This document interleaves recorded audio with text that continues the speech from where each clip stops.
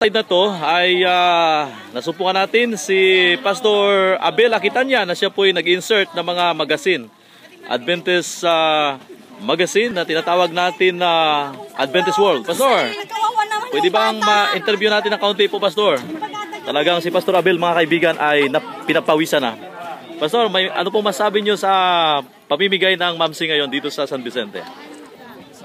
Masaya ito na karanasan, bagamat nakalulungkot dito, ngayon pa man yung pag-ibig ng Panginoon ay maibahagi natin sa maikli lamang na tulong, maliit na tulong ng mga kapatiran sa mamsi. Salamat, Pastor, at yung kami nakomoderate dito. Salamat po, Pastor Abel, sa inyo pong paglilingkod dito sa San Vicente. Mga kaibigan, yun po ang ating panayam kay Pastor Abel Aquitania at kanya pong binanggit sa atin yung kanilang kagalakan na mapaglingkuran itong ating mga mamayan dito sa San Vicente.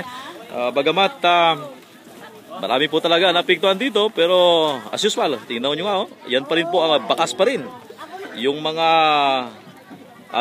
ang mga resulta ang kagawa ng bagyong Lando. Alam nyo, yung patutukan nila ni ni Ma'am Merlin.